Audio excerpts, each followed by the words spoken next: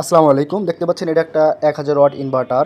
এটা থেকে লাইট চলতেছে, কম্পিউটার চলতেছে, বাট এখান থেকে কোনো ফ্যান চলতেছে না। ফ্যান দিলে ফ্যানের শব্দ হচ্ছে, কোনোভাবেই ফ্যানটা স্পিড হচ্ছে না।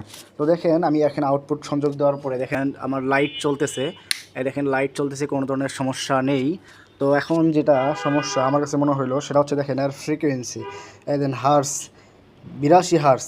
দেখেন আমি আউটপুটের থেকে লাইন দিয়েছি, তো এখানে 82 হার্স। আসলে এই সমস্যাটাই হচ্ছে এখানে মূলত সমস্যা। এটা আসলে সলভ করতে হবে, কারণ আমাদের ফ্যানগুলো চলে আসলে 50 থেকে 60 হার্স এর ভিতরেই চলে। তো এখানে হার্স অনেক বেশি হওয়ার কারণে ফ্যান সমস্যা করতেছে। তো এটা আমরা এখন সমস্যার সমাধান করব। তো দেখেন এখানে ইনভার্টারটা সম্পূর্ণভাবে অন অবস্থায় আছে। জাস্ট হার্জের যে সমস্যা, সেটা আমরা সমস্যার সমাধান করতে গেলে এখানে যে কাজটা করতে হবে ইনভার্টারে, এখানে যে পিএফটা আছে এই পিএফ থেকে আসলে ফ্রিকোয়েন্সিটা চেঞ্জ হয়।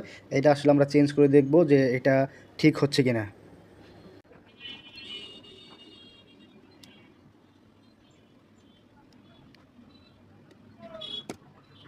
তো দেখেন আমরা এখন দেখব আসলে এটা ঠিক হয়েছে কিনা। তো দেখেন আমি এখন ইনভার্টার সুইচটা অন করে দিচ্ছি। তো দেখেন, এই দেখেন হার্স মিলে গেছে। এখন আশা করি এটা দিয়ে সুন্দরভাবে ফ্যান চলবে, কোনো ধরনের সমস্যা হবে না।